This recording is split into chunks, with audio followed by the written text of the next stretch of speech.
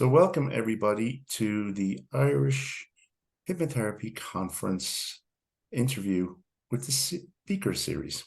And with me today, I have Freddy Jacquin. Freddy, how are you? I'm very good, thanks. Yeah, great to see you again, John. Very good. And you. And you're just all the way back from Mexico. Yes. Adjusting to the English weather after the sun of Mexico. Yeah, but as I think I said to you, the first 2 days it was colder than here. And I thought, what have I done? But no, it turned out nice in the end, as they say. It was a really good trip. Yeah, it's an amazing experience from what you were telling me. Yeah, amazing experience. Freddy, the whole idea of these is so that people can actually get to meet the speakers and get to know who they are and what they're doing. And most people already know who Freddy Jacquin is. But for those who don't, do you want to just give your background and how you got into hypnotherapy in the first place? Yeah, I mean, I've been throughout my life, I had my own businesses, and but I've also been interested in sport. You know, I coached boxing when I was younger, and I've always known that physically we're limited, but I've always believed that mentally we're not. My two older boys are now, as you know, like 48, 52. I remember when they were 11, 12 for Christmas, I bought them Tony Robbins' Unlimited Power. They wanted a bike. They got a book, you know, typical thing. I'm very pleased. But I bought them both that book because I understood that we can, and I've always said, you know, together they could pretty much do anything. So I've always been interested in the minds. And then I sold a company. I was in my early 40s. And because of this interest, and I'd seen something about hypnosis before, I saw this course, which was successful hypnotherapy, a big emphasis on the successful, how you can make a career out of it. But that wasn't what I went for. I never intended to be a hypnotherapist. So I did this course, which weren't very good. And I'm not going to mention names, but it wasn't a very good course. It was hypnoanalysis. It was the kind of forerunner of what we call RTT and regression to cause and all that kind of stuff. But anyway, it got me into it. And then people said, can you help me with this? Can you help me with that? So I started doing it, and I just thought, I love this. Why would I be doing anything else? And so I got into it, and I got an office, started one client a week, thinking I was going to die. You know, it's like 2 clients a week. But I got into it, and I loved it, and I've never really looked back. That was the early 1990s. So it was a different world then when it came to hypnotherapy. I think it was like something like maybe 70 training schools in the world where you can go and train to be a hypnotherapist. When you think about how many training companies are out there now. Yeah. And it was still a very weird thing to do. You know, it was people thought about a hypnotherapist, they think about some guy in his bedroom with a scabby jumper on, you know, a very, very odd kind of person. So it's still kind of a strange thing to do. But I've loved it, and I've loved it ever since. And as you know, I've traveled over the world training people. So I can't ever see a day, John, when I don't want to be doing this work. If you can call it work. Yeah, no, and I completely understand, because it doesn't feel like work. I kind of jokingly say I trained as a hypnotherapist in the early 1990s, and I haven't worked a day since. So like, I never feel like it's work. Wasn't it Steve Jobs that said, you know, when you do what you love, it's never work? Yeah, you know. So yeah, and when you started out, so those challenges of 1 client a week and 2 clients a week, how did you start to get more clients then? Well, back then, when people thought about hypnosis, and it's kind of the same today, really, they think, oh, that helps people quit smoking or helps them lose weight. They only ever think of those 2 things, really. As we now that, you know, we can help so many people with so many different problems. But back then it was just smoking. And so I started, and I was effective helping people quit smoking. And my brother, Jeff, he had a shop on the main road. He does promotional clothing and stuff. Mm-hmm. But he had a board outside. It was empty. It was like, you know, nothing on it. So I said, can I have your board? Because it was where the traffic slowed right down. You know, it's like the morning commuter thing, and everyone had to slow down past his shop. But had this board outside doing nothing. So this is how long ago it was, John. So I put a sign, and I still think it's a great advert, right? It was this. It was smoke, ? Want to quit, ? Hypnosis, £39. That's how long ago it was. £39 guaranteed. right? And I still think this is great. I put guaranteed. If you don't quit, I don't charge. What have you got to lose but the habit, right? So I stuck this board outside my brother's shop, and boom, all of a sudden I had people coming in. And then one day a couple turned up, and so I thought it's the same pre-talk. So I sat them down together, and I just thought I might as well hypnotize them together. And they both quit.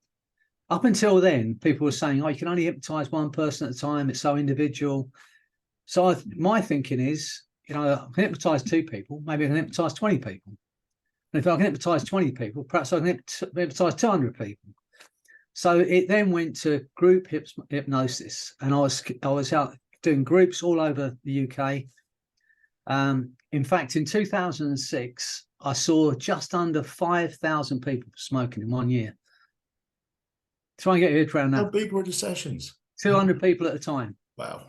So I'd go to Llanelli in Wales on maybe the Thursday, and then I'd go to Swansea on the Friday, Cardiff on the Saturday. And what I would do is I'd start at 9 o'clock. I'd see people individually throughout the day till 5 o'clock. So maybe see 5 or 6 people. And then 6 o'clock, I'd have a group of 200 people for smoking. That would be till 7:30. And then at 8 o'clock, I'd have a group for weight loss. 40, 50 people. I would see maybe 700, 800 people over 3 days. And I was doing that all around the country. And that was before the internet, really. So it was all newspaper advertising. Okay. I spent, and get your head around this, I would spend 120,000 a year on newspaper advertising. Wow. I had 2 girls working full time in my office. That was 60 grand a year. And so you can imagine the amount of money that was going out compared to now when we could do everything online. Yeah. And I had to be there. So I had to travel all over the country, hotels, conference rooms, how much that costs. Yeah. All that stuff. And yeah. I mean, when you put it like that, I mean, today the internet and Zoom makes life so much easier in which to both get the message out and to provide the service. We're not geographically strapped. It took me a long time to get my head around working online. I thought it cannot be as good as having me in person in front of them. I can't be as effective. They can't smell me. They can't, get a taste of what I am. But no, it's equally as good. And it's amazing because you can get, I've got a Zoom 1000. My goal one day is to have 1,000 people smoking on one call. Right. Because you can get them, it doesn't matter. And you're not geographically strapped anymore. Yeah, no, absolutely. You might be living in a little village somewhere with 5,000 people in your little town, but you access to the world. Yeah. No, that's the joy of it now. And, you don't have to be, you're not strapped by who can get to you. So, yeah, I mean, it's amazing the opportunity we've got now to create a business. But I did it back then. And, that's why I can honestly say, I know one guy from Norway who questioned the fact I've seen over 35,000 people because I was seeing them en masse. In mass like that. And the amount, the results were amazing. Absolutely amazing. And that's so you were getting massive results on both smoking and weight loss. Yeah. And that was in groups of 200 people at a time because that's what you could get in the conference room. Yeah. And it was one of those events also that you introduced the arrow first, wasn't it? Yeah, because I had the idea for a while. I thought it was beyond my remit to do anything physical, any kind of physical, healing or pain control. But the only person I haven't really studied because I'm not a big reader, but I've looked into what Erickson did, and he had a way of thinking. Every now and again, you get a genius dropped into any kind of field of science. We have one person who thinks differently. It might have been Einstein, it might have been Erickson, whoever, that moves us as human beings onto the next level. So reading about him and his understanding of pain control. So I had this idea, and I was in Cardiff, I think it was. And I'd just done a big group for smoking. And I said, I'm going to be back in 6 weeks. If you know anybody who wants to quit smoking or you want to come and see me individually for something. So this woman said, can you help me with pain? So I'd never done it before. right? But I had an idea of how I could do it. I'd figured it out in my head. So I said, but don't wait 6 weeks. So there was 2 people, another woman on crutches. So yeah, it was the first time I did it. And I think I said to you, I did it as if I'd done it 1,000 times. And both of them were free of their pain. And as I said, when I'm training people as well on the hour, I say the hardest thing is not to look too amazed when they go, I haven't got any pain. Oh, really? It's like, you don't want to be doing that, So it was amazing. So that was where it first started. That was back in like 99 or something like that. And then that developed into the Arrow technique, which we teach now. Yeah.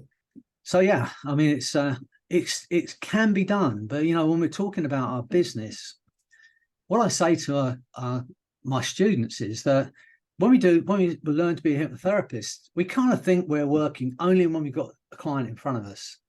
That's when we're at work.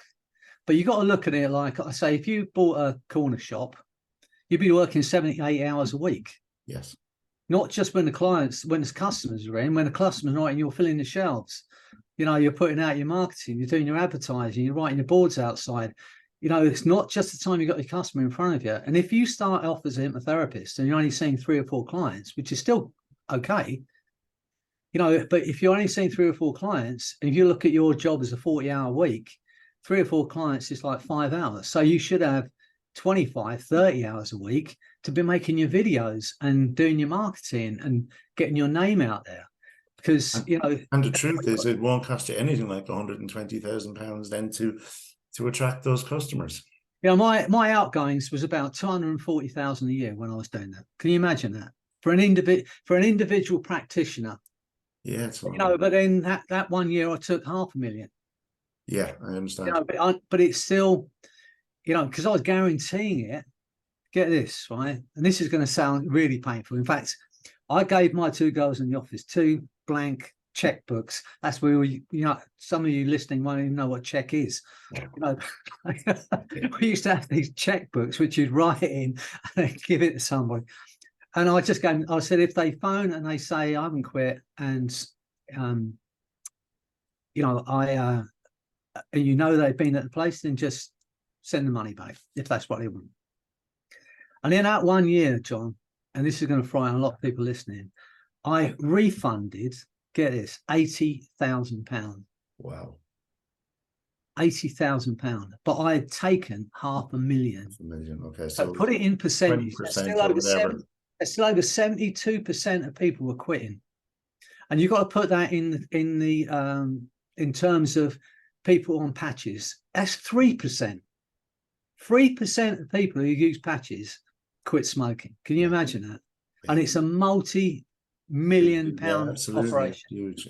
So 70+% is still, and that was in groups of 200 people at the time. It's huge. It's massive. But what I'm saying, it was a scary thing, but that's what I did. I guaranteed it. I said, if you don't quit, I'm not going to charge you. And those clients, so say the 20-odd% that didn't quit, right?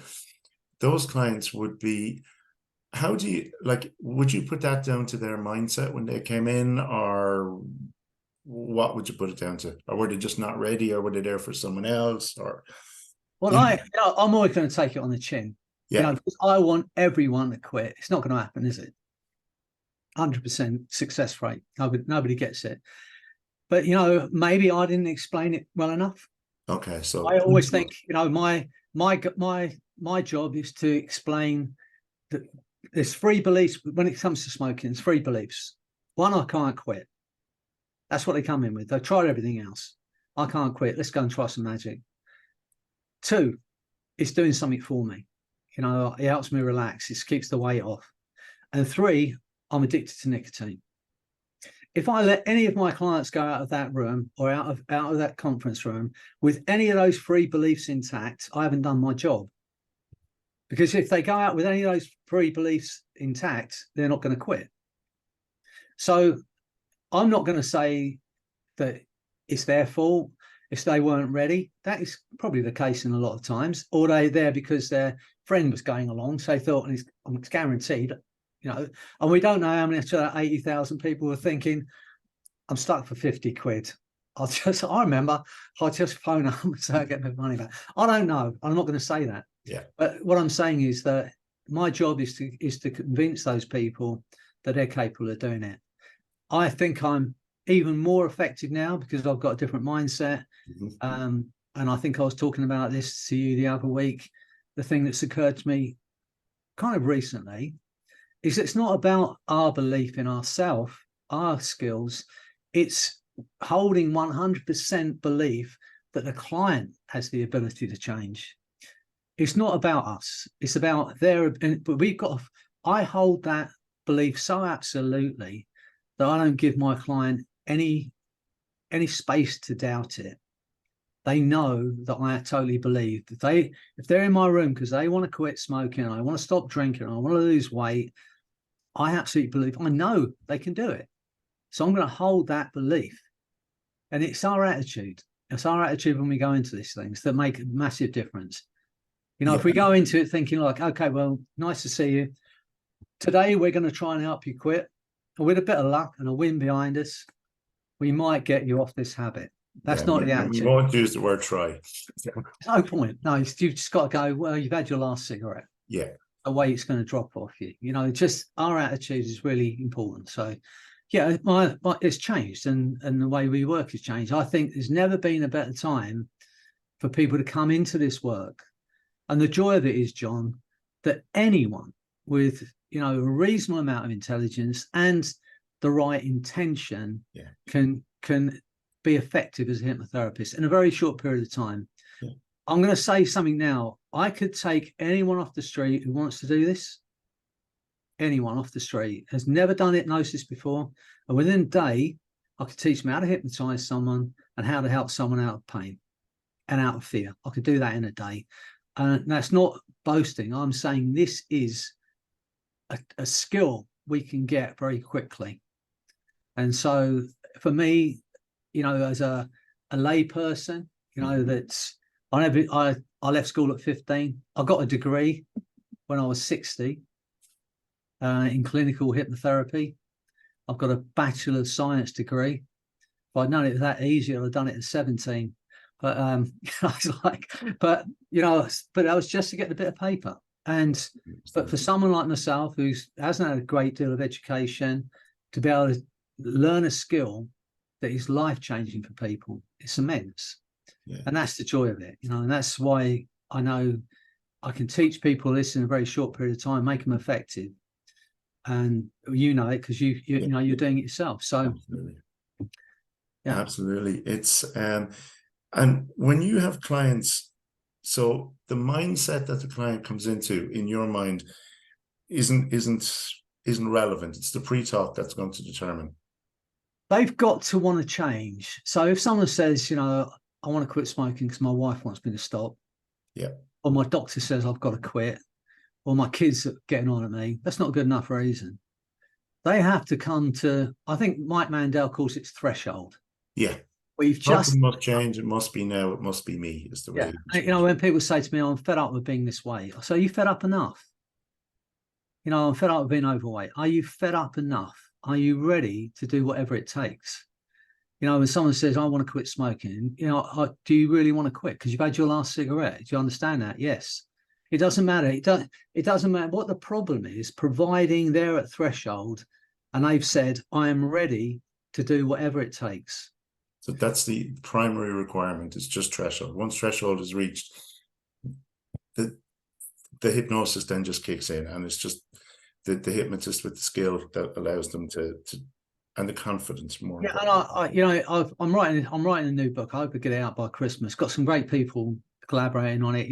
Mike Mandel's going to write something for it. I believe Carl Smith's going to write something for it. Kaz Riley. I'm hoping they're all going to. They've said their words. We've got some great people writing for it. But in it, when we talk about goal setting, I say these 5 questions, which I ask all of my clients. And I think if we ask ourselves these questions, it's talking about threshold. Because what I'm saying is this: there are 2 Sandra Grace questions. What has to happen for you to love yourself enough to treat yourself to the life you want? I think it's the greatest question. Powerful question. Really powerful question. And her second question is, if you're not living the life you want right now, if not, why not?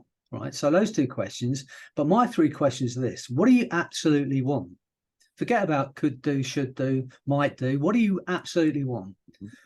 And then the second question: what do you need to do to make that happen?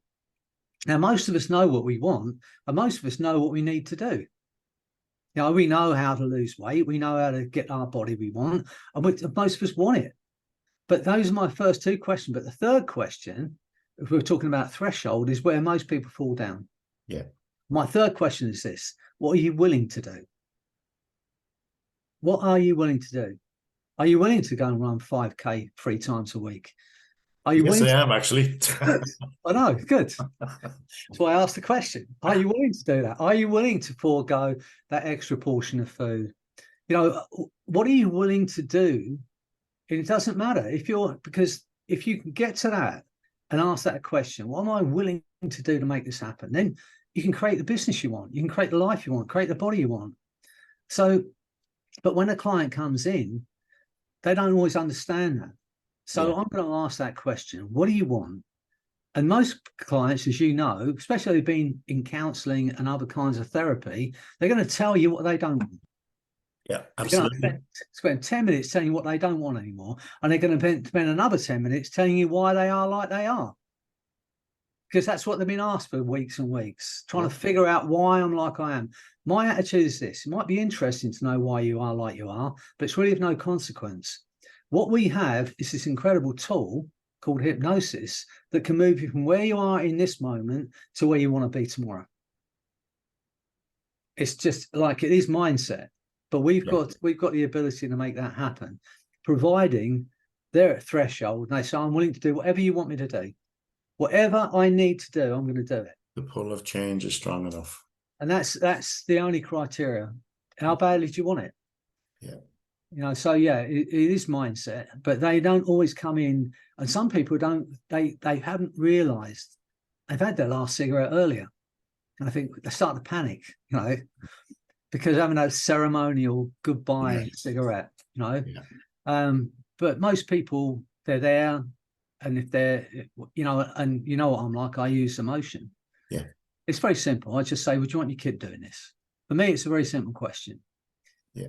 For all of the things we do, whether we're eating for motion, whether we're eating just because, whether we're drinking too much, smoking too much, whatever it is we're doing, if we ask that question, would I want my kid doing this? Would I want someone I love feeling like this? And if the answer is no, just treat yourself with the same kindness. I think most of this is common sense. Yeah, that there is a whole thing about people loving themselves enough, though, to treat themselves with that same kindness. It is, yeah. You know, that's like that's my mantra. It's my bottom line for everyone. I want them to think I'm going to take them to a place of unconditional self-love. Without it, why would you bother to quit smoking? Why would you bother to lose weight? You know, most people don't think they're worthy of it. That tends to be the problem. Most people don't think they're worthy of it. And it's giving themselves back that belief that came from unconditional self-love. They were unconditional self-love as a baby. They screamed and shouted when they wanted stuff, they lost it en route somewhere. You know, we're told as kids, you know, you shouldn't blow your own trumpet. Yeah, absolutely. You shouldn't love yourself. And it's not, when I talk about unconditional self-love, I'm not talking about arrogance. I love myself. I'm talking about being as kind to yourself and wanting for yourself what you want for your kid, what you want for the person you love. That's what I'm talking about here. And it's a very simple thing of, even if you take, you know, a battery needs to be recharged, and you need to love the battery and plug it in to do that. So we need to just do the same for ourselves. I was saying to a client today, you know, and the amount of women that come to see me, and they spend most of their life making sure their man is okay, making sure their kids are okay. Mm-hmm. There's somewhere along the line, they drop out the equation. They forget about their own worth in that.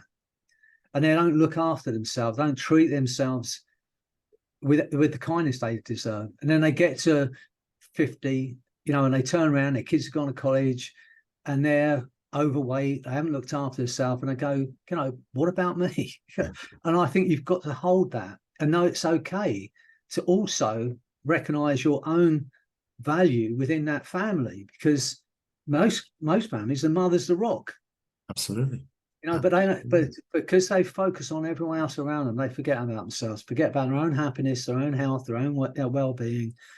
I'm saying, like you were saying, you've got to take the time out, recharge, treat yourself. But if you treat yourself to that feeling of unconditional self-love, and go, okay. That was a question for therapists who are listening.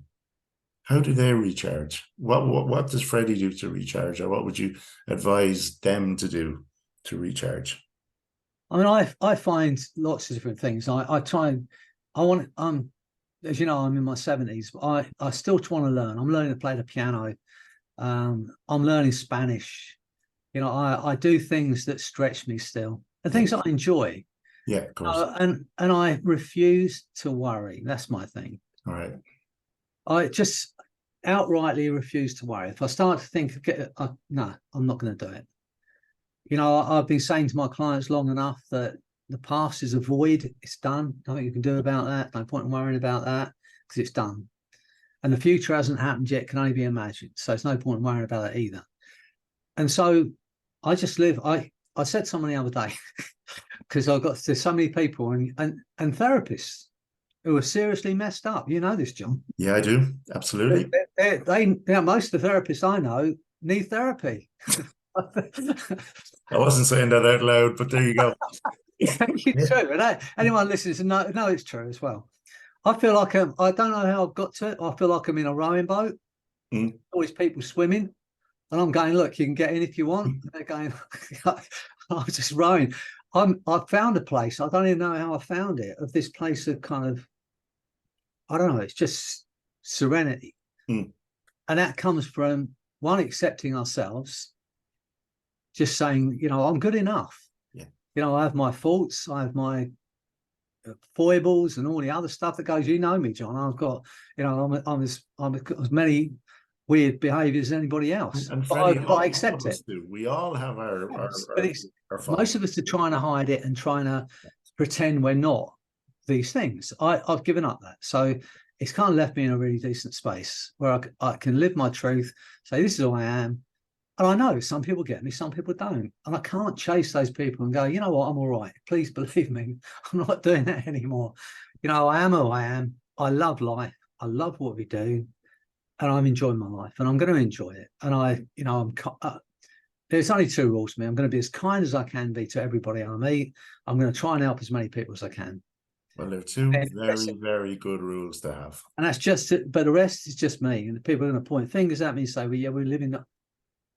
That's the way it goes. I'm not going to be concerned about it. But it's left me in this space. And I was talking to this client today. Once we get past the fear of being judged, once we get past that and stop judging, I'll tell you that's an awesome space to be in. Judging ourselves or judging others? Judging ourselves and worrying about being judged. Okay. And worrying and judging others, and stop judging ourselves. I've said it today, to someone today. The two big human problems are this. One is expecting too much of ourselves. And when we don't match up to it, beating ourselves up over it. That's the number one problem. We think we should be better than we are. Being good enough is good enough, as far as I'm concerned, right? None of us are perfect. So that's number one problem. The second problem is mind reading.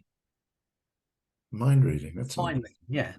They must be thinking out of me. Okay. You'll be thinking this of me. Yeah. He must be thinking out of me. Yeah. Like I said to my clients today, trust me, they're not thinking about you. They've got their own stuff to deal with. Yeah.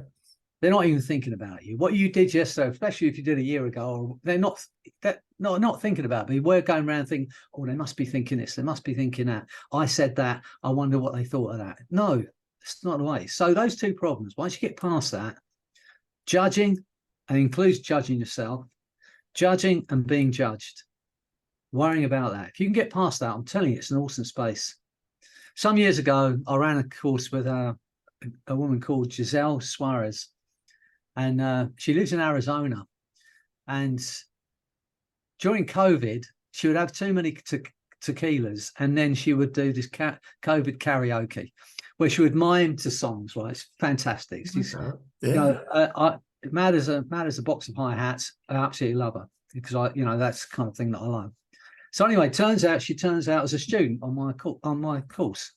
And so we ended up talking in one of the breakout rooms. And I said, I've seen you on COVID karaoke. She said, yeah, I can't sing. That's why I mime. She said, her husband's a musician. He said 20 years ago, he said, never sing in public. You've got a terrible voice. It's a cruel thing to say, really. But anyway, so I said, well, I play guitar and I've never sung in public. We ought to get together.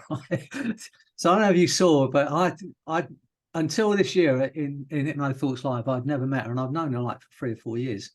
So I would record a song against the green screen in Yorkshire. She'd say, oh, I really like a song. I'd learn it on Google and I'd play it, sing it, send her the video. She would sing along with it on her porch, video herself on a porch in Arizona, and I'd put the two things together. So it looks like we're sitting together. Have you seen them yet? No, I haven't. We call ourselves the Frizzels. We did about 8 songs together. Anyway, we were talking about this, and Melissa Tears, who you were talking about earlier, I did the London conference some years ago, and afterwards she said, can I interview you for my podcast or whatever it was? So I said, yeah. And she said to me, how much of what you do on stage when you're presenting is just pure confidence? So I said, I think it's confidence. It's the not give a shit ability. I made the word up. Just not giving a shit. I do my stuff. I do my best. Want the best for the people on stage, and then don't give a shit what happens. And not give a shit ability. Anyway, I was talking to Giselle about this. So we ran a workshop. You can still get it. It's out there. A 4-hour workshop called Not Give a Shit Ability. Love that. The Not Give a Shit Ability workshop, right? And it was all about just accepting who you are, wanting the best for everyone around you, not judging and not worrying about being judged. And I promise you, if you can get to that space, it's an awesome space to be in. Yeah, that is an amazing and so, yeah, I don't know. I think that's what I want my clients to understand, that they're good enough. They're already a whole being. Yes. They're already the most incredible creation. You are the most incredible creation, John. Thank you. And so are you, Freddie. Thanks. Yeah, I believe it. Yeah. No, seriously. I mean, and I think that is the point. And I don't know whether, say, in this country it comes from our traditions or, and our heritage. But like, if you raise your head a little bit, it's kind of down, down, down. I think it's probably a universal thing, to be honest. We just think it's local here. But everybody just needs to realize that they are good enough in every single way. And that's what I firmly believe. And that's if you're a religious person, you have to believe you are made in his image. Yes. So how great can you be? And so it doesn't matter. We look at ourselves in the mirror, we see everything that's wrong with us. That's not what people say. If we go at everything from that point of view of kindness and love, and wanting the best for everybody that comes in contact with you, and you can just live your life in a completely different way.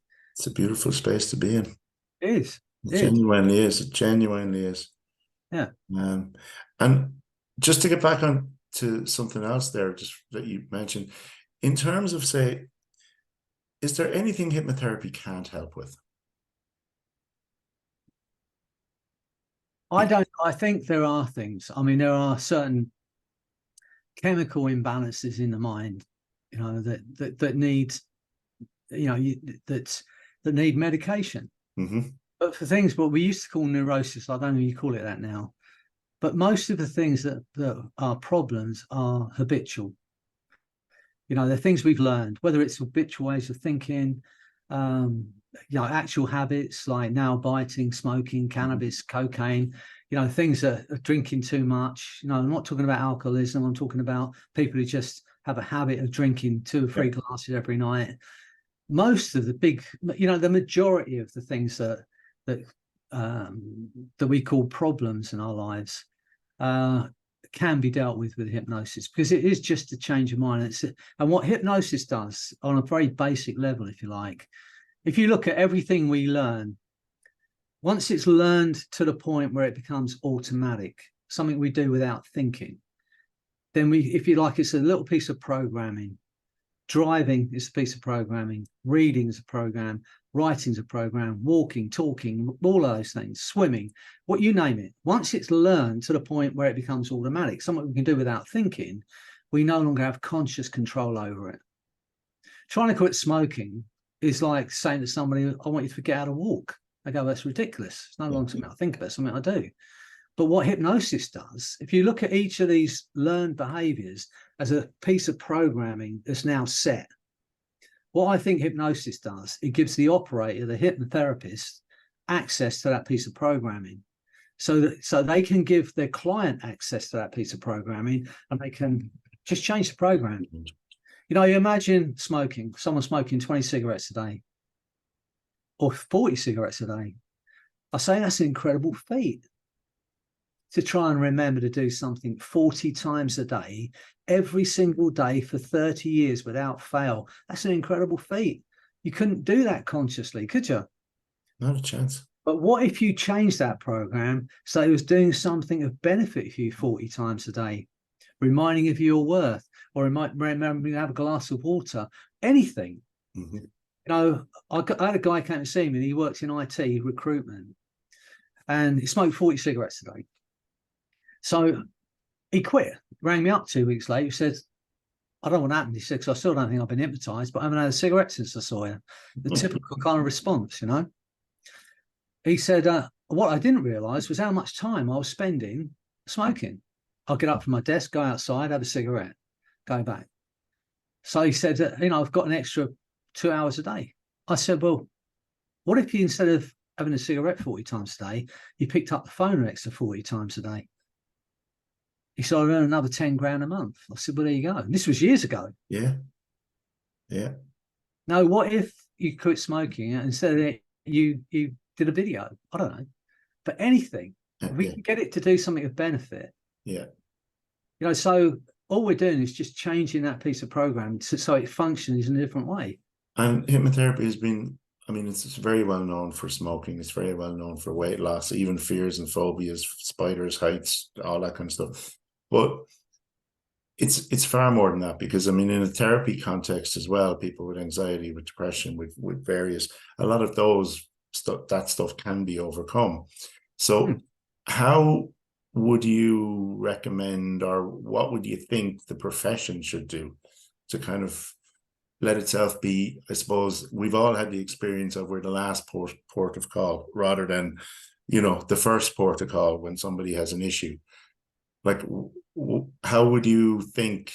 Or I think it's going to come from people like yourself, John, from the conference in Ireland, where we're getting more and more people, you know, there and collaborating. You know, bear in mind, when I started doing this in the early 90s, it was still very, no one else. I didn't know any other hypnotherapists. Mm-hmm. You know, there was no one else I could talk to. And anyone I did talk to thought I was nuts, which you do. You know, people I talk to still think I'm nuts, by the way, but there you go. So, you know, but now what you've done is you're creating a community there. You know, so each of us, like you were saying about what do I do to let go of the stress and stuff, because you can be, we do have to protect ourselves against, we're talking to people all day with problems, and we're caring people. It's easy to take on some of that, you know, that stuff. So if we have other people to reach out with, and I know from your conference, I know because people have reached out to me, and I reach out to some of your people, and we're going to do that, you know, and we have a community. And through that community, and continue to talk about this and continue to do good work. Mm-hmm. That's the main thing. To do effective work, they sooner or later they can't ignore it. When I first started, I told you in the 90s, and I guaranteed my smoking. And I thought, why aren't doctors? I'm getting like 1-to-1. I'd get like 90% of people quitting. Mm-hmm. Why are doctors not sending me to people? You know, I'm not even going to charge them if they don't quit. Why? I gave that up 30 years ago, worrying about whether doctors are going to send me people. We are up against pharma companies who are earning billions from pain control. If we, and I fully intend to teach as many doctors as possible how to use the arrow technique, but the pharma companies aren't earning it if there's no chemicals involved, right? So we're up against that. If people lobbying in Parliament to keep people smoking, we're up against all that. We just have to keep doing our job. So it's basically almost like a movement that comes from the ground up, where I say somebody helped me with my anxiety, so you should go see them because you have it, and it just rolls. Yeah, and so when they go back to their doctors, sooner or later the doctor can't say, well, why? How did you quit smoking? Well, I saw John and I haven't had a cigarette since. Or, I noticed you're losing weight. How are you doing? I want to see a hypnotherapist. So sooner or later, and it's going to be like it's going to take time. But you think about things like osteopaths. Doctors wouldn't ever send anyone to an osteopath years ago. They were like we are now with the hypnotherapy.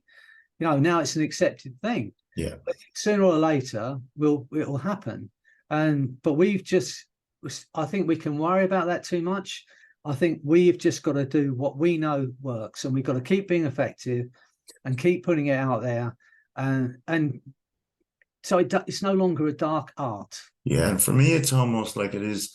I mean, I know that the former words the conference uses is demystify hypnosis to the public and to make it a preferred therapy of choice.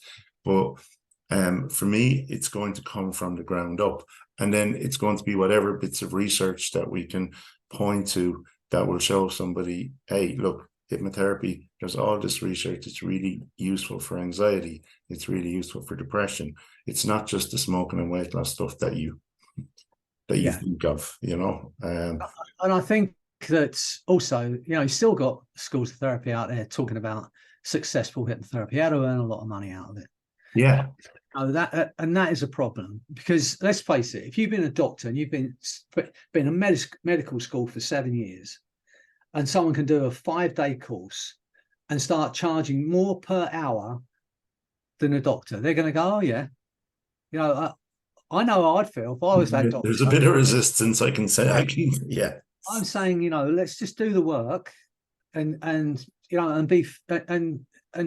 think about what you could earn. I mean, I'm talking about if you're charging 150 euros, which is kind of, I don't know, probably across the board is a reasonable price to help someone quit smoking. And I say to my students, can you get 10 clients a week? Could you, if you're seeing 10 clients a week, it's 15 hours of therapy time. That leaves you 25 hours to marketing. No. Right. So could you get 10 clients a week? Because if you're getting 10 clients a week, it's 75 grand a year. Yeah. Part-time. Yeah. If someone said to you, I've got a part-time job, 15 hours a week, 75 a year. Yeah. I'll take that one. Yeah. I think I do. But you've got how badly, like the question again. Yeah. What do you want? I want 10 clients a week. What do you need to do to make that happen? Okay. What are you willing to do to make it happen? That's the key one. What are you willing to do? And that comes back to that self-love and self-worth value and being good enough that we were talking about some of the time. I think it's beyond that, John, because I think this, okay, if you don't know how to do this work, that's fine. And anyone that's dying from cigarettes because you can't help them, that's fine. People who are seriously overweight, living a life that's not happy with, or walking around with fears and anxieties they don't need, that's fine. But once you've learned how to do this, and most of the people listening to this are going to be people who've done that, you don't have that choice anymore. You now have an ability, right? And I know people say, I've learned this, but I don't want to sell myself. I don't want to make a video. I feel bad about putting my name in a paper, or I'm sorry, that's not good enough anymore. The word sell comes from the Norwegian word selje, which means to serve. And if you have a product or a service that can enhance someone's life, and you get in front of that person and you do not sell it to them, you've done that person a disservice. Yeah.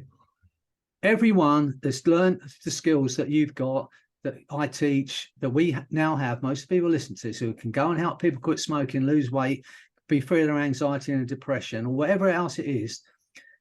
If they're sitting in their lounge watching daytime TV, everyone that's out there smoking that doesn't know they exist, they're doing that person a disservice. I'm sorry, they don't have that right anymore. they have to think about it in a different way. Yeah. It's not about I'm selling myself, I'm pushing myself. No, you have a duty to let people know you can help them. That's how we're going to expand this thing. And one of the things of the conference and subsequently the community that we're creating and will get bigger is that those supports are there for people if they actually need them. If they are afraid to get up on their video or don't know how to do that video, or because we've seen collaborations already. We've seen people like Trevor coming up with the podcast. We've seen, so things have happened, and Trevor's got a lot of support from various people within the community.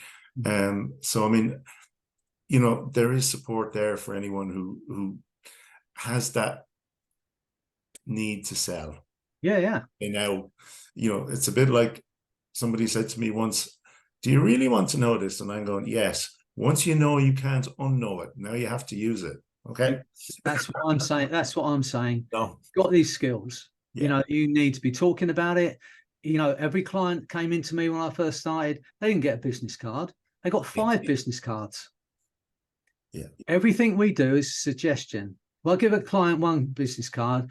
It means if you ever need me again, give me a call. If I give you 5 business cards, it means give 4 of them out. People who need to know. And of course, the other thing that we forget sometimes, and I mean, I think I said it at the conference, an opening, was that not only are you helping the smoker or the person who needs to lose weight or the person who's anxious, but you're also helping their environment that they're in, whether it's at home, at work, in friends.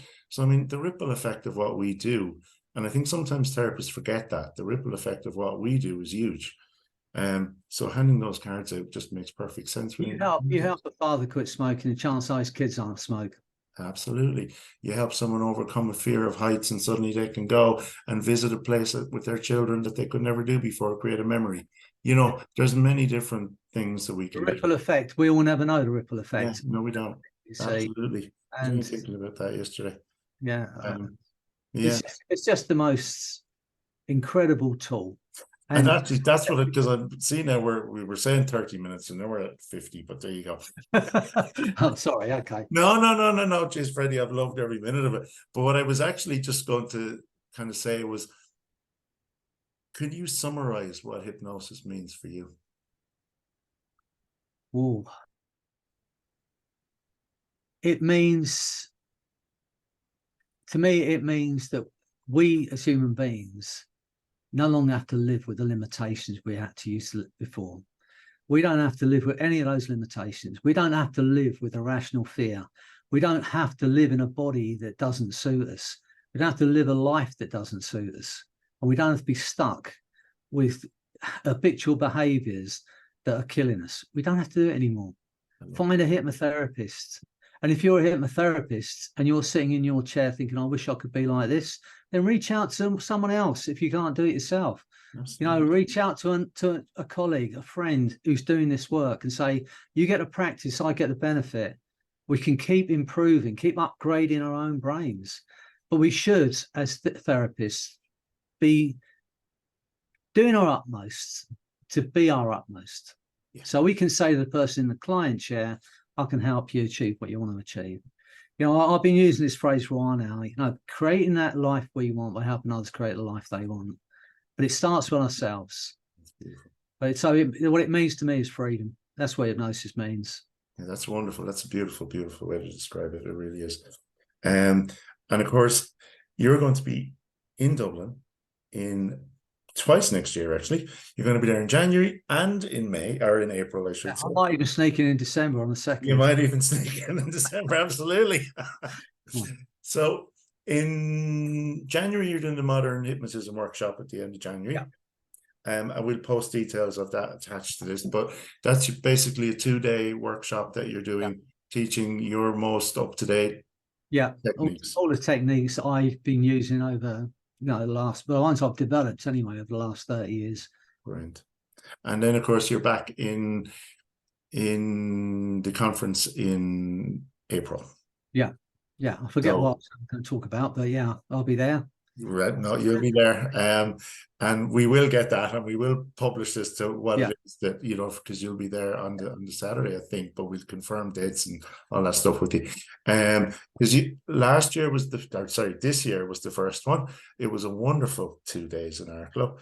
It really was. It truly was. Yeah. You know, and I mean, you know, your talk, I remember watching, I remember standing at the back of the room, and not a single person was moving. They were just literally transfixed by, I think you were doing the arrow on stage with somebody who had hobbled up. And then suddenly we saw her all dancing like for the rest of the night, which was quite amazing. But everybody was just like, it was truly wonderful. Yeah, I mean, I loved it. You know, I was so pleased, you know, that you created it and that it was such a success. I know it's going to go from strength to strength. I know you've got some great speakers coming. Yeah, I mean, it's yeah.